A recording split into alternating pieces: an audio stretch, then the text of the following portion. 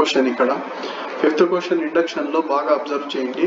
ఇంతవరకు మనకు టూ టర్మ్సే వచ్చేటివి, కానీ ఇప్పుడు ఫస్ట్ టైం మనకు త్రీ టర్మ్స్ ఉన్నాయి. బాగా చూడండి, 1.2.3 plus 2.3.4 plus 3.4.5 plus and so on. కాకపోతే ఇక్కడ కూడా మనకు ఎంత టర్మ్ ఇవ్వలేదు. ఎంత టర్మ్ ఇస్తే మనకు ఒక స్టెప్ తగ్గిపోతుంది, ఇదంతా తగ్గిపోతుంది, కానీ ఎంత టర్మ్ ఇవ్వలేదు. ఎంత టర్మ్ ఇవ్వలేదు కాబట్టి ఎంత టర్మ్ ఫైండ్ అవుట్ చేసుకోవాలి. ఎలా చేస్తాను ఇక్కడ చూడండి. అన్నిట్లో ఫస్ట్ టర్మ్ మాత్రం తీసుకోండి. 1, 2, 3 రాసుకోండి. 1, 2, 3 ఇది రాసుకొని చేయాలి. ఇక్కడ నేను చేసిన లేదు, ఎంత టర్మ్ డైరెక్ట్ గా రాసేసినాను. చూడండి 1, 2, 3 దేంట్లో ఉన్నాయి ఇవి? Are in AP. ఏపీ అంటే చెప్పాను అర్థమెటిక్ ప్రోగ్రెషన్. ఏ వాల్యూ ఎంత? ఫస్ట్ వాల్యూని ఏ అంటారు, 1. డిఫరెన్స్ ఎంత ఉంది? 2 - 1 1 ఉంది. ఎంత టర్మ్ ఫైండ్ అవుట్ చేయడానికి టిఎన్ ఫార్ములా ఏమి? ఏ plus N minus 1 into D. A అంటే 1, ఎన్ మైనస్ 1 ఇంటూ 1 అంటే ఎన్ మైనస్ 1 ప్లస్ 1 మైనస్ 1 వెళ్ళిపోతే ఎంత టర్మ్ ఎంత అంటే ఎన్. ఫస్ట్ సిరీస్ కి ఎంత టర్మ్ ఎంత అంటే ఎన్. నెక్స్ట్ అన్నిట్లో సెకండ్ టర్మ్ తీసుకోండి. 2, 3, 4 రాసుకోండి. 2, 3, 4 ఆర్ ఇన్ దేంట్లో ఉన్నాయి? ఏపీలో ఉన్నాయి నంబర్స్. ఏ వాల్యూ స్టార్టింగ్ నంబర్ ఎంత? 2. డిఫరెన్స్ ఎంత? 3 - 2 అంటే 1. ఎంత టర్మ్ ఫార్ములా ఏమి? TN is equal to A plus N minus 1 into D. A అంటే 2, ఎన్ మైనస్ 1 ఇంటూ 1 అంటే ఎన్ మైనస్ 1. 2లో 1 పోతే 1 వస్తుంది, ఎన్ ప్లస్ 1.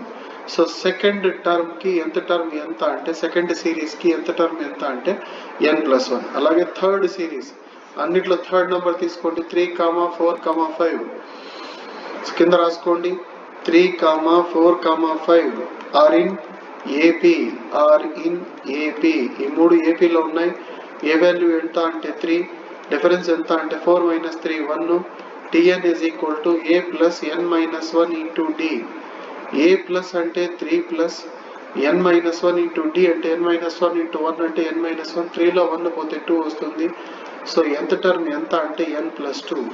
సో ఈ మూడు సిరీస్ లో ఎంత టర్మ్ కలిపి ఒకటిగా రాయాలి. దేర్ ఫోర్ టిఎన్ ఎంత టర్మ్ మొత్తం అన్నిటికీ. ఫస్ట్ ఏమొచ్చింది? ఏడుంది చూడండి పైన ఎంత? ఎన్. సెకండ్ ఏమొచ్చింది? ఎన్ ప్లస్ 1, ఎన్ ఇంటూ ఎన్ ప్లస్ 1 ఇంటూ ఎన్ ప్లస్ 2. ఇది మొత్తం ఎంత టర్మ్. ఈ సిరీస్ కి, ఈ క్వశ్చన్ కి ఎంత టర్మ్ ఎంత అంటే ఎన్ ఇంటూ ఎన్ ప్లస్ 1 ఇంటూ ఎన్ ప్లస్ 2. నేను డైరెక్ట్ గా రాసేసినాను, అట్లా కూడా రాయొచ్చు, ఏం ఇబ్బంది అయితే ఏం లేదు. Let S of N is equal to మొత్తం సిరీస్ ని ఎస్ ఆఫ్ ఎన్ అనుకొని రాసుకున్నాను. కాకపోతే రాసేటప్పుడు ఇక్కడ అప్ టు ఎన్ టర్మ్స్ తీసేసి ఎంత టర్మ్ రాసేసినాను. రాసేసిన తర్వాత ఎల్హెచ్ఎస్, ఇదంతా ఎల్హెచ్ఎస్. దాంట్లో ఎన్ ఉన్న చోట 1 సబ్స్టిట్యూట్ చేయాలి. 1 సబ్స్టిట్యూట్ చేస్తే 1 ఇంటూ 1 ప్లస్ 1. ఎన్ ప్లేస్ లో 1 పెడితే 1 ఇంటూ 1 ప్లస్ 1 1 ప్లస్ 2. 1 ప్లస్ 1 అంటే 2 వస్తుంది. 1 ప్లస్ 2 అంటే 3 వస్తుంది. 2 3 6 అవుతుంది. So LHS value 6. ఆర్హెచ్ఎస్ లో ఎన్ ఉన్న చోటంతా 1 పెట్టాలి. అంటే 1 ప్లస్ 1 అంటే 2 అవుతుంది ఈ వాల్యూ. 1 ప్లస్ 2 అంటే 3. 1 ప్లస్ 3 అంటే 4. 4 క్యాన్సిల్ అయిపోతే 2 3 6. సో ఎల్హెచ్ఎస్ కూడా 6 వచ్చింది, ఆర్హెచ్ఎస్ కూడా 6 వచ్చింది. కాబట్టి the given statement is true for n equal to 1. Assume that the given statement is true for n equal to k. ఇది ఇంతకు ముందు క్వశ్చన్స్ లో కూడా ఇలాగే రాసినాం, ఎటువంటి మనకు డౌట్ ఉండకూడదు. సో ఏం చేయాలి అంటే n ఉన్న చోటంతా ఈక్వేషన్ 1 లో k పెట్టి రాసుకోవాలి. ఎక్కడెక్కడైతే n ఉందో అక్కడంతా k రాసినాను. మీరు గమనిస్తే ఈక్వేషన్ 1 కి ఈక్వేషన్ 2 కి తేడా ఏంటి అంటే n ఉన్న చోటంతా k రాసినాను. ఇప్పుడు k ప్లస్ 1 టర్మ్ యాడ్ చేయాలి. ఎంత టర్మ్ లో n ఉన్న చోట k ప్లస్ 1 రాసుకోవాలి. ఎంత టర్మ్ ఎంత?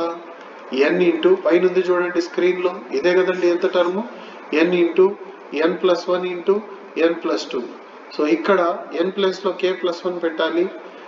k plus 1 into n place లో k ప్లస్ 1 పెడితే k plus 1 plus 1, k plus 1 plus 2. మొత్తం ఎంత అవుతుందంటే k ప్లస్ 1, 1 ప్లస్ 1 ఎంత? 2 కాబట్టి k ప్లస్ 2, 1 ప్లస్ 2 ఎంత? 3 కాబట్టి k ప్లస్ 3. సో ఇది తీసుకుపోయి ఈక్వేషన్ 2 కి ఈ చివరన అలాగే ఈ చివరన యాడ్ చేయాలి. ఏది?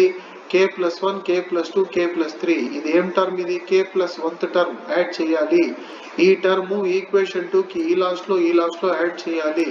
సో అదే చేస్తాను, బాగా అబ్జర్వ్ చేయండి. నెక్స్ట్ దాంట్లో యాడ్ చేసేసినాను. ఈక్వేషన్ 2 కి ఈ చివరలో ఈజ్ ఈక్వల్ టు తర్వాత ఆ చివరలో యాడ్ చేసినాను. చేసిన తర్వాత నేను ఇంత ముందు నుంచి మీకు చెప్తున్నా, కేవలం ఈ టర్మ్ మాత్రమే సింప్లిఫై చేయండి, ఇదంతా వదిలేసేయండి. ఎల్హెచ్ఎస్ అలాగే దాన్ని ఏమీ చేయొద్దండి, ఆర్హెచ్ఎస్ ని సింప్లిఫై చేయండి. మీరు ఒకటి గమనించినారో లేదో, ఇదంతా ఒకే స్టెప్ నాన్న, ఇదంతా ఒక స్టెప్, 2 లైన్లుగా రాశాను, సరేనా? ఇప్పుడు దీంట్లో ఈ రెండిట్లో ఒకటి కామన్ ఉంది, ఏమి? k+1 ఉంది, k+2 ఉంది, k+3 కామన్ చేసేస్తే ఇక్కడ ఏం మిగులుతుంది? ఫస్ట్ టర్మ్ లో k/4, ఇక్కడ అంతా బయటికి వెళ్ళిపోయింది కాబట్టి 1 మిగిలింది. 4 1 జార్ ఎంత? 4. ఇక్కడ నేను సైడ్ లో చేసి చూపిస్తా చూడు, k/4 కి 1 యాడ్ చేస్తే 4 1 జార్ ఎంత? 4, కాబట్టి k+4/4 వస్తుంది. సో ఇదంతా k+4/4 అవుతుంది. ఈ బ్రాకెట్ అంతా ఏమవుతుంది? k+4/4. ఫస్ట్ ది వదిలేసి ఏం మారలేదు, కానీ సెకండ్ ది +2ని 1+1 గా రాసిన, 3ని 1+2 గా 2+1 గా కాదు, గుర్తుపెట్టుకోండి. 3ని 2+1 గా రాయకూడదు. ఎలా రాయాలి? 1+2. 4ని 1+3 గా రాయాలి. ఎందుకు సార్ ఫస్ట్ 1 వచ్చేట్టుగా రాస్తున్నారంటే, మన క్వశ్చన్ లో రైట్ హ్యాండ్ సైడ్ ఏముంది? n into n+1 into n+2 into n+3/4 ఉంది. చూడండి క్వశ్చన్ లో రైట్ హ్యాండ్ సైడ్ అదేనా కాదా? చూడండి right hand side. So n ఉన్న చోటంతా k+1 రావాలి కాబట్టి, సో ఇదంతా n అయిపోతుంది, ఇదంతా n అయిపోతుంది, n+1, ఇదంతా n+2, ఇది n+3.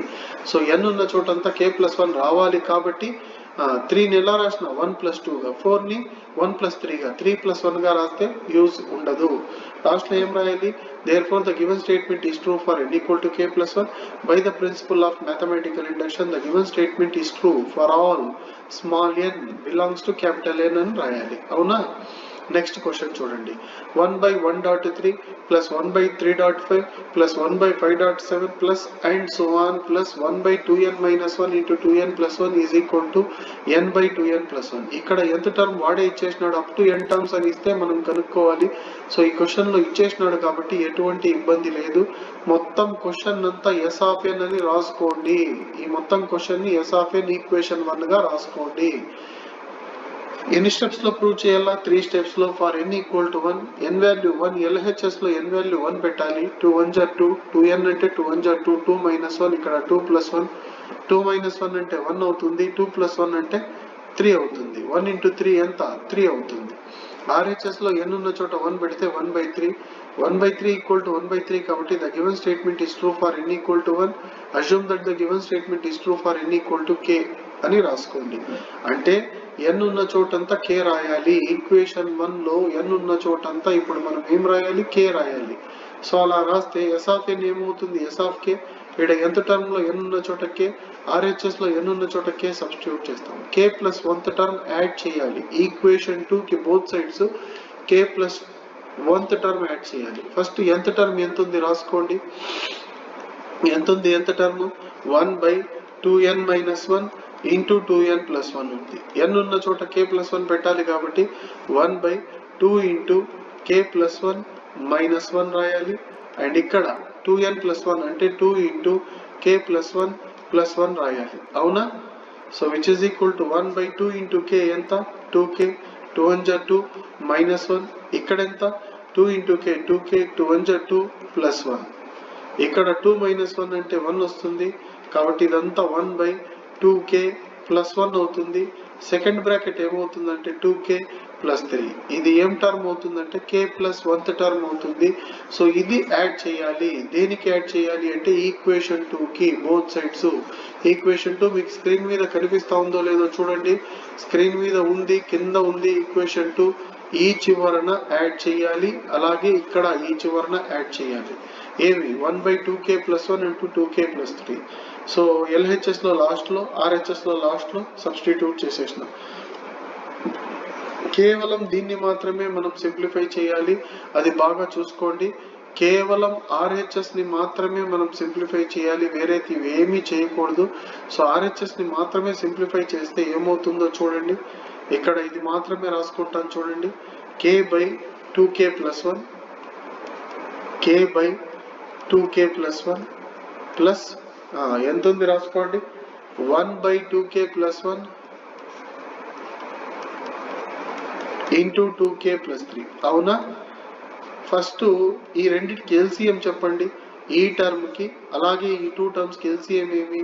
2k + 1 ఇందులో కూడా ఉంది అందులో కూడా ఉంది కాబట్టి ఎల్సిఎం ఏమి అంటే 2k + 1 × 2k + 3 ఈ రెండిటికి ఎల్సిఎం ఈ టర్మ్ కి ఎల్సిఎం ఎంత అంటే 2k + 1 2k + 3 ఆల్రెడీ ఇక్కడ 2k + 1 ఉంది. సో ఇది క్యాన్సిల్ అయిపోతే మిగిలిన 2k + 3 పైన రాసుకుంటాం. k పక్కన ఏమొస్తుంది 2k + 3 వస్తుంది. కానీ ఇక్కడ అంతా ఉంది. సో మొత్తం క్యాన్సిల్ అయిపోతే పైన ఏముందో అది రాసుకోండి. 1 ఉంది 1 రాసుకోండి. రాసుకున్న తర్వాత k తో మల్టిప్లై చేస్తే k × 2k ఎంత అవుతుంది 2k². 3 × k ఎంత అవుతుంది 3k అవుతుంది. నెక్స్ట్ తర్వాత ఇక్కడ ఎంత +1 వస్తుంది. తర్వాత డివైడెడ్ బై ఇక్కడ ఎంత అంటే 2k + 1 × 2k + 3 వస్తుంది. అవునా? సో ఇక్కడ ఈ దీనికి ఫ్యాక్టరైజేషన్ చేయాలి. చూడండి 2k² + 3k + 1 ఫ్యాక్టరైజేషన్ అంటే first term last term multiply చేస్తే ఎంత వస్తుంది 2k². దీనికి 2 ఫ్యాక్టర్స్ 2k × k రాయాలి. So 2k². 3k ప్లేస్ లో ఎంత రాయాలి 2k + k రాయాలి +1. ఇక్కడ ఈ రెండిట్లో 2k కామన్ చేయాలి. k + 1 వస్తుంది. ఈ రెండిట్లో 1 కామన్ చేయాలి. 1 × k + 1 వస్తుంది. మళ్ళీ k + 1 కామన్ చేస్తే 2k + 1 వస్తుంది. సో దీనికి ఫ్యాక్టరైజేషన్ చేస్తే ఎంత వచ్చింది k + 1 2k + 1 వచ్చింది. రాసుకోండి. ఆ పైన 2k² + 3k + 1 తీసేసి ఏం రాయాలో దాని ఫ్యాక్టరైజేషన్ చేస్తే ఎంత వచ్చింది k + 1 2k + 1. కింద ఏముంటే అది రాసేయండి. కింద ఏముంది 2k + 1 × 2k + 3 రాసేసిన తర్వాత ఈ 2 టర్మ్స్ క్యాన్సిల్ అయిపోతాయి. ఈజ్ ఈక్వల్ టు ఎంత రాయాలి k + 1 బై కింద ఎంత రాయాలి 2k + 3. 3ని ఎట్లా రాయొచ్చు అంటే 2 + 1 గా రాసుకోవచ్చు. 1 + 2 గా రాయొద్దండి. 2 + 1 గా రాయాలి. ఎందుకు సార్ అంటే ఈ రెండిట్లో 2 కామన్ చేయాలి కాబట్టి 2 + 1. ఒకవేళ మీరు 1 + 2 గా రాస్తే కనుక అప్పుడు కూడా 3నే అవుతుంది. కానీ ఇక్కడ కామన్ చేయలేము. అందుకే 3ని 2 + 1 గా రాయాలి. ఇప్పుడు ఈ రెండిట్లో 2 కామన్ చేయాలి. చేస్తే ఎంత వస్తుందంటే k + 1 వస్తుంది. పైన కింద 2 కామన్ చేసేస్తే 2 × k + 1 + 1. ఇప్పుడు క్వశ్చన్ లో రైట్ హ్యాండ్ సైడ్ మనకి ఏముంది n/2n + 1. సో n ఉన్న చోటంతా k + 1 వచ్చింది కాబట్టి మనము ఏం రాసుకోవచ్చు క్వశ్చన్ లో n ఉన్న చోటంతా మనకు ఏమొచ్చింది n ఉన్న చోటంతా k + 1 వచ్చింది కాబట్టి the given statement is true for n = k + 1 by the principle of mathematical induction. The given statement is true for all small n belongs to capital N అని చెప్పి రాసుకోవచ్చు. అవునా? ఓకే.